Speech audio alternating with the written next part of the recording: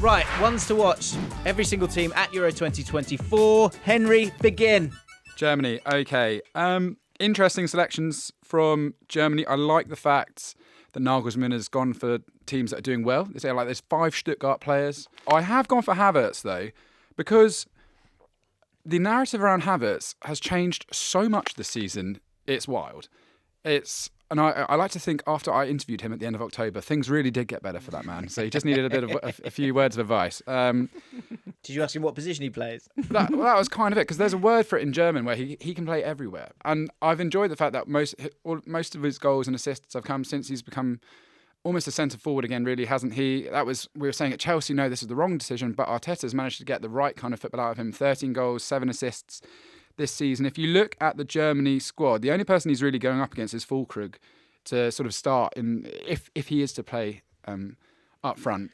Do you think he will start? I think so. He often does play for Germany. He's got 15 goals and 44 caps. He played in that friendly win against France in the most recent game and got a goal there too. So I think he's quite clearly a player which managers love. I think he's someone that works incredibly hard. If you look at his defensive numbers too, they're very impressive. And if you look at his aerial win rates, it's surprisingly good for someone that you don't consider to be that physical. Well, he's massive though, isn't he? He is massive. Yeah. He likes a scrap. Yeah. Like I've thought about it, Havertz comes across. He's such a silky footballer, and he's such he's so smooth on the ball. It's true. But when it comes to it, he actually really likes physical battles with defenders. Like it's something you don't really associate with him, but I do quite like that he likes a bit of a scrap. I pray. Right, Finn, if you're editing this, because my eyes just gave me a little treat where I turned, and it was almost like something from, I don't know, like some sort of murder mystery where it cut to some page when he likes a scrap. So please just show that in its beauty when you get a chance. He likes a scrap. Hungary. I'm going for Milos Kerkez because I think he's had an interesting season. He's one of the younger, kind of exciting players in this Hungary team, 20 years old. I was seeing today he's a lot of Manchester United chatter about maybe having him as a backup to Luke Shaw, a solid defender. He got 1,900 minutes for Bournemouth this season, just the 1 assist, only 20. Did amazing in the Eredivisie in the season before that. The eye test, he's good. He's a solid left back. Okay, he hasn't got the attacking numbers which we associate with fullbacks. Exactly, and in a Bournemouth side who play high, energetic, low possession kind of football, I think he still stood out. I wouldn't read into his numbers too much. I'm not surprised people are looking at him. He's only 20 years old. I think he's definitely going to start for this Hungary side. And I think given that Szoboszlai is going to occupy, most teams will be looking to stop Szoboszlai first and foremost as the attacking threat going forward. I think Kerkez could find space. I think Kerkez could be like their secret weapon. Both on that left hand, on that left hand side with Szoboszlai, drift that way. Exactly. And they always tend to have sort of a big target man up front, Hungary too. Switzerland, they're not taking Mbolo and Seferovic, who's always been the two people that start up front for Switzerland. So they're going in a different direction. But I do think you can't overlook what Granit Xhaka has done this year. I think it's just insane. We all know what Bayer Leverkusen have achieved this year, but what he has achieved, I think he's captain of the year in some ways. I mean, it's just unbelievable. And okay, again, you look at the numbers, 3 goals in the Bundesliga. They all seem to be awesome goals. He only seems to score cool screamers. And then, he's their most used outfield player in both the competitions combined. I think his passing is insane. I mean, over 100 passes a game, 91% pass accuracy. A lot of people might go, well, he's just going side to side. Not true. He's doing 12 progressive passes. He's he's unlocking. It helps when you play in such a well-coached team like that. Will this translate to Switzerland, though? But I mean, if you remember the last Euros, he was awesome. The World Cup, the World Cup. I think, whenever they beat France, he was just exceptional. I think he always turns up, hoping that they're going to try and play a bit more of it. I hope so too. You're right. You're wrong, because your next pick is Scotland. Scottish one. You look at the goals in this squad with the loss of Dykes, and John McGinn has 18 goals, actually a lot more than I thought. But you can't overlook Scott McTominay, I think, at this point. It was probably the most dull but easy choice I made. 27 now, he's not young. He's not young. Top. Yeah, just similar vibes to Man United. Yeah, get in the box. Yeah, Steve Clarke, because he actually used to use him in like centre half. He used to sort of move him around a bit for Scotland. What he needs to do is get him as close to the centre forward as possible. Get him there for any knockdown, because 10 goals in all competitions for United this season is really good. And that run in the qualifying, 7 goals in the qualifying for Scotland is awesome. I think he's just a really good player, and I'm hoping that another good competition for Scott McTominay, because I think his future is slightly uncertain at United. First game's against Germany. Stay in the game, and then those next two, you've got an opportunity there. But the goal, I do envisage that goal, like a good cross coming in. McTominay! Nowhere. Can see it. Starting in Group C with Slovenia, I'm going to pick out Jan Oblak. Now, I think a lot of people will probably go for Benjamin Sesko, but I'm going to talk about Jan Oblak at the other end. Hasn't had the best year at Atletico Madrid, but does have some amazing experiences there. Slovenia, I think, are going to struggle in this group. They do have that threat at the other end with Benjamin Sesko, but if they want to at least get even a win in this group, they're going to need Jan Oblak in superb form. Will the ripple effect be a potential move to Chelsea? One to keep an eye on. I understand why he's put him in there. I think the thing with Slovenia is that you've got Sesko up top. I think that I'm surprised Doogie didn't go with him, but I think the reason for that is probably because if they are to get through their group, they are going to have to make a solid amount of saves, and Oblak is the man, obviously, to do that. Let's talk about the Danes now. I think their real strength and depth is in central midfield, and it's in central defence as well. And Andreas Christensen is coming off a magnificent season with Barcelona. Not been a great year for the club, of course, but he has really stepped up there. Christensen, an amazing passer of the ball. If Denmark are to get the ball up to Rasmus Højlund in dangerous areas, or Yusuf Poulsen, they'll need Christensen in good form. Denmark, I feel like people are sleeping on a little bit here because they've had a bad World Cup. Yeah. And I think that's a bit... Going off previous tournaments, when I think about it, is so stupid. Do you know what I mean? We go, well, Italy, they're going to win it this year because they won the last one. Like, what? Next up, let's talk about Sergej Milinkovic-Savic. What an unbelievable player, and what a brilliant time he had at Lazio. Serie A midfielder of the year, multiple team of the season, inclusions as well. Of course, now playing in Saudi Arabia. 17 league goals and assists for 3 seasons in a row at Lazio. Can he perform in the biggest stages under the bright lights of the Euros? I should add, Vlahovic is in good form as well. He's found something again at the end of the season. So that's one to watch as well. But he's not going to start though, is he? That's the thing. That's what's weird about them, is that they're kind of like top heavy. Got Tadic, you've got Kostic on left side's good as well. Milinkovic-Savic as Doogie's put forward, but yeah, they have flattered to deceive. Kobbie Mainoo next up. What a sensational season he had for Man United. Was fading somewhat towards the end of it, but what a brilliant performance in the FA Cup final. That balance with him, Rice and Bellingham. I do expect it to be Mainoo who at least starts that opening game. I think Conor Gallagher's got a decent chance as well, but Kobbie Mainoo could have a breakout campaign. Agree with Kobbie Mainoo, or would you put someone else? I live with an ardent United fan who's telling me that Mainoo is, and he's coming of Christ. He's played well for England, and I think the fact that he has stepped up in a big game, FA Cup, I think we were writing about him before the season began. It's not like a secret. No. To people working in football, I'm really pleased. It was pre-season, wasn't it? I mean, pre-season he sort of seemed to... Absolutely. And I think Ten Hag even said if he wasn't injured early on, we'd have seen even more of him. So, yeah, I don't mind. I mean, I still think Conor Gallagher is probably going to get quite a few minutes as well. I think Gallagher starts. I think if you're looking at the England midfield the first game, I think it is Conor Gallagher. I don't think Southgate's bold enough to play Kobbie Mainoo. I would quite like it. I mean, bear in mind, I don't support England, so this is coming from a kind of neutral place. Yeah, I'm a Republic of Ireland fan and have been forever, unfortunately.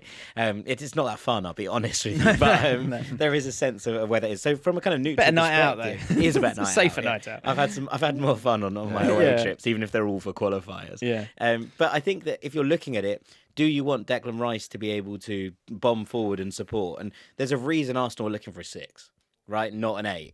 It's because they want to be able to unleash Rice a little bit further forward.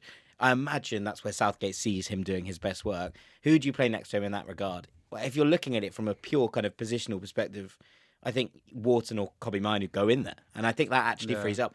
Do I think he'll do that? No, I don't. I think he'll play Rice as the most defensive player and allow Gallagher to bomb around him and then give Bellingham the freedom to play a bit further forward. But I think in terms of what would probably make this England midfield more dynamic, Kobbie Mainoo is a good shout. And Adam Wharton's a good shout too. And I think they've both earned the right to be in this conversation, given what we've seen from them. Yeah. Where are we going now? Let's go to your first group then, Jack. Yes, we will got go E and F, haven't to we? Group E, and I'm going to start in Belgium, where I'm going to go for Johan Bakayoko, 21-year-old right winger at PSV, 14 goals, 14 assists in 48 games across all competitions for PSV this year. He is sensational. I love him, and I love the fact he is like an all-round winger. I think what's interesting about this Belgium side is how Tedesco sets them up, because I think they have the potential to be the most fun and most fundamentally like dynamic attack in the entire tournament here. And that sounds a bit weird, but we're talking Jeremy Doku on that left-hand side, who has been lighting up games in small spurts, I think, for Manchester City. But that kind of dynamism that he brings to the table, either Lukaku or Lois Openda, who's had a brilliant season with Leipzig. I mean, or both of them, and just literally just like we're playing 4-4-2. And then I think the right wing spot should be Bakayoko's based on the season he's had. And he's a different type of player to Doku in that he's not quite as a square a man up and do him. Yeah. But he's got brilliant delivery on him. He has that ability to cut inside and make things happen. I really like the way that he is sort of a two-way player. And since Noni Madueke left PSV, he's stepped into that breach immediately and has really risen to the top of it. He's been a key part of why this PSV side have been so dominant in the Netherlands this year. And I think that if you have that, if you had Doku, Lukaku, and Bakayoko, the kind of different dimensions to that attack in terms of going either in behind, the crosses coming in from the right-hand side, the square-ups from the left, and De Bruyne putting the strings behind it, it has the potential to be absolutely devastating. Again, I don't know if it's a team that wins tournaments, and it might be too... It's the back line. It might be too kind of mad to win tournaments, but my God, they'd be fun. Next up... At Slovakia, where I've gone for Robert Berzanik, 24-year-old who plays for Boavista, where I've spent the weekend. It's been lovely. That is, what effort there you go and watch Boavista. They weren't actually playing. I just went to see the Bessa. But nice.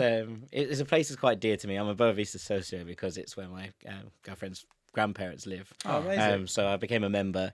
They are stone broke, and that's part of the reason why I have put this in, because trying to get money for your team. Well, no, Berzanik is basically he almost left in January. Sevilla had an agreement to sign him. It fell through at the last minute. He's a really interesting footballer in that he's a penalty box specialist. He's not very good at running with the ball. No, I was watching him. He's not that tall, but he seems to create shooting distances by himself, and when he gets the ball in dangerous areas, he puts the ball in the back of the net. He's a really, really good finisher, both feet, and I like the fact that he has something about him. He's not creative, he's just a goal scorer. Yeah. And for this Slovakia side, who will look at this group and think, you know what, weirder things have happened. Well, let's circle off a ripple with your Romanian pick, because we were talking about Oblak earlier, weren't we? Yeah. I presume that's it. Horatio Moldovan, 26 years old, goalkeeper for Athletic. Yeah, I mean, although I'm sure that the Moldovans listening are absolutely furious that this one slipped into their similarly coloured flag neighbours. But signed for Atleti in January, I think is a potential long-term Oblak heir. Like a late bloomer, came through at Rapid Bucharest. They were promoted from the second tier. It's a phenomenal shot stopper, great reflexes, and I think quite nicely balanced all-round game. It was a big part of how they qualified for this tournament in the first place. He has absolutely no fear, despite the fact he's not the biggest. We're talking about a Romania team here that we're expecting to concede a lot of shots, who are going to need their goalkeeper to perform. He's never made a league appearance for Atletico Madrid as of yet, but he played in all of Romania's 8 qualifiers, and his save percentage was 86% in qualifying, which is really good. And final pick of Group E. I'm going from Ukraine. I actually think it's the obvious answer, but Alexander Zinchenko here. I mean, I was going to put down a position, and I just decided I was going to put Ukrainian army knife, because where he plays here is really intriguing. And where do you think he'll play? Well, he's going to play in central midfield for Ukraine, but there is talk now of Arsenal being willing to sell Zinchenko this summer. And as a left back, I don't know if Arsenal are going to get their money back for Zinchenko, right? I don't think that they're going to come in here and be like, right, we're going to sell him as left back. We saw the game against Aston Villa where he got torched down that side by Leon Bailey, who's a wonderful player in his own right. Yeah. But you're not going to sell that kind of player for the same money that Arsenal brought him in for. Now, flip that, and you go, well, can Arsenal sell him as a midfielder? And I think the answer is maybe yes, and maybe recoup their money. So actually watching him play in this role for Ukraine could be really intriguing for what the transfer market for Zinchenko looks like, or if Arsenal decide that they actually might make use of him in that midfield role. Now, Arteta seems pretty set that he's a left back and that he's going to play that role. But he plays here in either the left-sided 8 role in a 3 if they have one in the pivot, or as the left-sided of a double pivot. And actually, it's somewhere where Arsenal kind of do have a bit of a hole. So to watch him here and see how he gets on in this side, I think, again, Ukraine will look at this group and think, yeah, we should probably be qualifying as a second choice, or at least the second place team here behind Belgium. Speaking of it, well, we'll come back to your Group F, and I wonder if there's a player in there that Arsenal might be looking at as well to possibly replace Zinchenko. It's called a tease, Henry. Right, Group B. We go back. Cheers. I'm Learning every day. Okay, right. A few of these are inspired by my good man, Jack. Over here. We'll start with Italy. Slightly more boring. Italy's actually a really fun team. It's a lot of young, sort of 7 out of 10 players, I would kind of say. Is that fair enough? Yeah, I think that's a great shout. I'm kind of like not sure what Spalletti's going to do with this Italian side. Like Chiesa's coming back into a bit of form, but there's a lot of guys there who I'm like, okay, you could be good. There's not so much expectation. I've kind of gone. It's more confusion, isn't it? Yeah, I've gone for the boring. I've chosen a player. A bit like with Oblak. So that's not a tease. No. When you go, I've gone for the boring and then pause. No. I've gone for the player that I think is definitely going to be starting, and that's just Barella. I'm sorry. It's just like, I love this guy. I think he's one of the best centre mids in world football. Yeah. I don't think it's said enough. I think a lot of teams who have maybe perhaps about to lose a centre midfielder across Europe, big teams, should be looking at Barella as someone potentially. It's a funny one where he's like, he's a key man, but he's not always on the ball. Yeah, key man. Do you know what I mean? Key man, also key cog. Yeah, it's like you do what you need to do for the team, but also has the ability to. I think he's had quite a season in terms of productivity. Yes. And yet has seemed to be a bigger part of this Interside than maybe he was before when he was really productive. And that's a bit of a strange kind of dichotomy in itself, right? I think Barella, he has an opportunity to cement himself as in the wider public eye as a world-class player. Let's see. Next one, Spain. I've got actually no. I'll go to Albania. Okay. We'll quickly do Albania. I think it's the holiday destination everyone's talking about. I don't think their football team should be as well. It's tricky. I'm going for a centre forward, Ernest Mucci, that plays for Besiktas. He is the most expensive signing they ever bought. They bought him in January for 10 million euros, and Legia Warsaw have a 10% sell-on clause. He scored twice against Aston Villa in the Conference League. He tore them apart. He was insatiable that night. He was so good, so fun, and he was doing well in the Polish League. He's gone to Besiktas, and he's actually had a really good. Bear in mind, he joined in January. He's gone and scored like 4 goals, in the rest of the campaign. Played 90 minutes in their Turkish Cup final against Trabzonspor. Thriller, by the way, it should be pointed out. So yes, 23 years old. Really like Ernest Mucci. Really exciting player Love that to shout. watch. Great work. Spain. I've gone, again, slightly inspired by you being here, Nico Williams of Athletic Club. Obviously, up front, Morata will start. He's the captain. Sure. Either side of him, I'd love to see Nico Williams in one of those positions. I think just the directness of his play is so exciting. And you know what's interesting is, Ernesto Valverde is not a manager you'd assume would let unleash a player like Nico Williams, and yet I think he's recognised the talent he has at his disposal, and he's let Williams be that guy. 5 goals, 11 assists this season, written himself into folklore with that Copa del Rey victory. The story of his family is stunning. Yeah, and it's amazing. There's a lot of talk about migration, whatever, at the moment. That absurd German poll that's gone out about is there too many players of colour in the Germany team, which the manager Nagelsmann has destroyed and said it's an absolute disgrace. Well, look, it should be. Nico Williams is more inspiring than any player I know going. Like what their parents did, literally. Maybe Iñaki. Yeah, absolutely. Walking across a desert, literally to save his family. It's awesome, and I'm glad to see Nico Williams, the Williams brothers, put up in lights. You know, like certain players. I was thinking. I was sort of watching a video about fantasy football for the Euros, and they were sort of talking about Dumfries. And I was thinking about the last Euros, that felt like his... Yeah. There's tournaments and you think of players. I feel like this is going to be his tournament. Yeah. Nico Williams. I think people are going, oh yeah, that was the tournament when he I'm not burst on the scene, but I think casuals won't know of him. Sure. Absolutely. I think it's a great shout. All right, I'll finish off my section with Croatia. Croatia is so funny, man. You can like almost copy and paste their team every single competition. It's just Surely this is the last one. It's got to be, hasn't it? Yeah. We said that We last said that last time. time, yeah. Yeah, I mean, even like Perisic, they're all still there. They're all still there. But that doesn't mean there's a few bit of new bloods coming through. Sutulo, even though Ajax have been shocking, he is someone that we keep hearing at centre half. I've gone for Gvardiol though, because I just think the narrative again this year. I remember having a huge debate with the Football Daily guys at the start of the year. They're going, "Oh, what a waste of money! He's not this, he's not that." He has been a monster in the title run-in for City. I think he's justified his price tag. He's only 22. There's almost nothing this guy can't do as a centre half, in my opinion. He's quick. He can he can score. He Can't play left wing in a cup final. Well, Did seem to struggle with that. well, but you're right. I don't think he should have been playing there in principle. I think as a centre half for as a defender for Croatia, I mean, if they play Vida, I'll just lose my mind. If he's still playing in that team, awful player. Gvardiol is going to be huge. I'm excited. He's true. Actually, I'm going to be more composed. Let's talk Group D. Piotr Zielinski, incredibly experienced operator with Poland, has had a difficult season at Napoli, expected to join Inter Milan this summer. Excellent long-range shots, a real fun player to watch. Feel like he could have played at a higher level than Napoli over the last few years.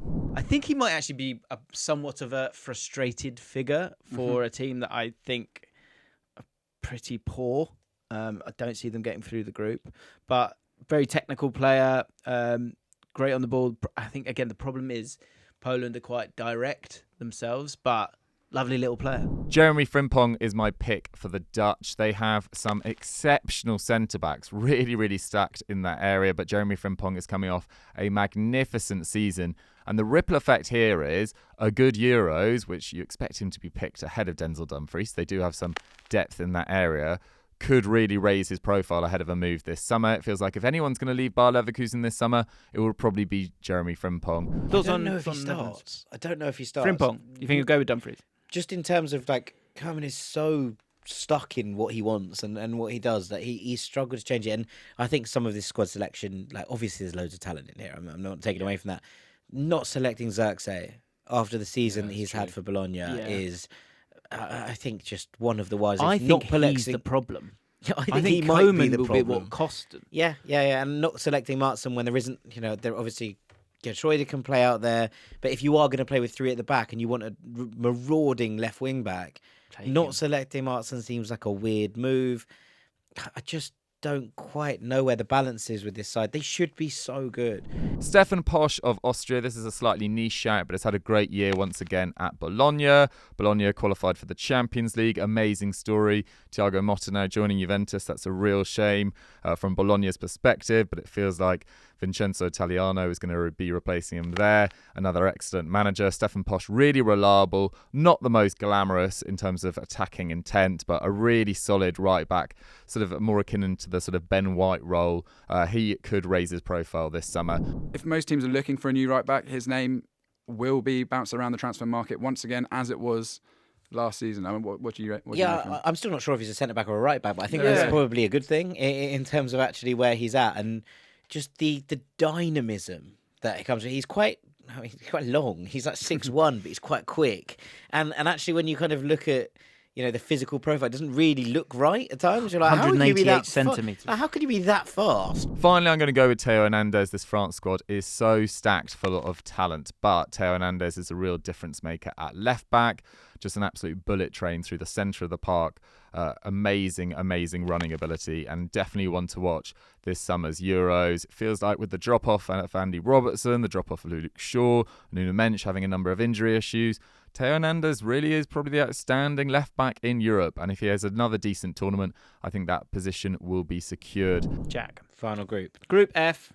All right. Well, let's start with Turkey. Ferdi Caglioglu, who plays for Fenerbahce, 24. Is this the Arsenal option, maybe? I think maybe.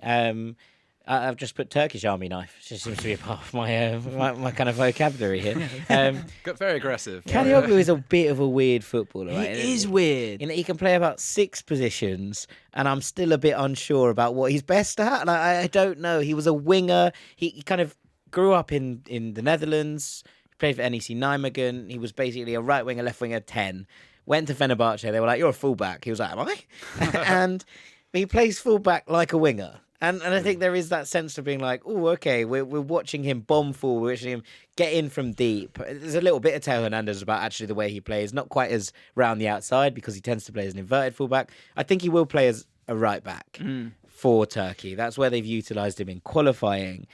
He's so explosive from deeper positions, and that ability to carry the ball forward. In this Turkey side, he'll be expected to join the attack. It will almost certainly be a kind of centre-back, left-back hybrid playing on the left-hand side, which will allow it to tilt in the same way that Italy did in the last Euros, but on the other side.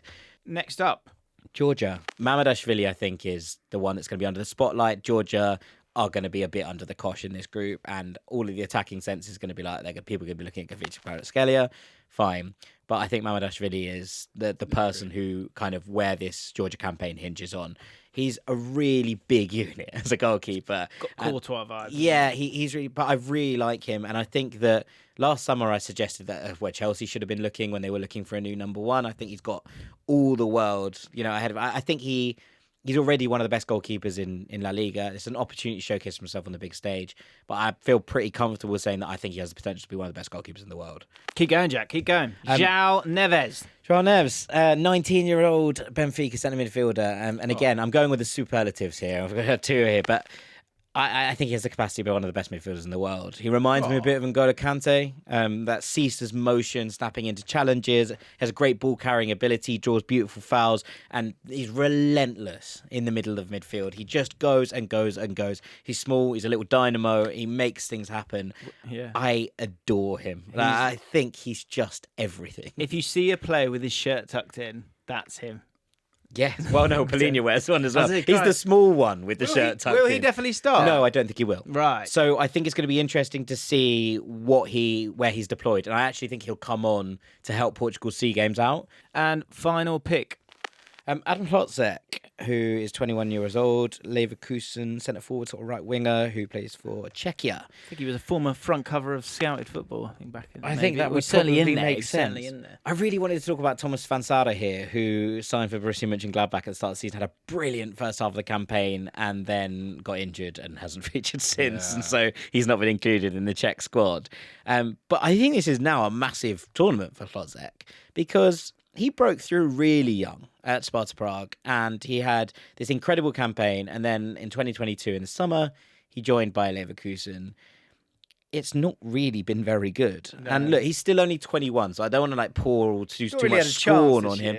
He hasn't. There's a group of players that play too well. No, exactly. But I mean, since he left Slavia Prague, Sparta Prague, sorry. He has scored 15 goals in over 100 appearances for club and country. That is not quite the level that we were expecting. Yes, a lot of them have been off the bench, fair enough. But it's not the level we're expecting from someone who was so widely praised and so, he had everything in his locker when he was playing in Czechia. And suddenly he's just been denied those opportunities. I think he needs a spark moment in his career to come back to life. And Svansar actually being out might help him. He's playing alongside Patrick Schick here, and I think they will play together. If the two of them can combine and start to fire here, Leverkusen might be like, maybe we will take a punt on making that work. And I think he's in a good place. This Leverkusen play is incredible to be part of what's going on there at the moment. Even if I imagine you're on the fringes, it must be incredible to work under this setup. I think he just needs a moment just to reignite the spark.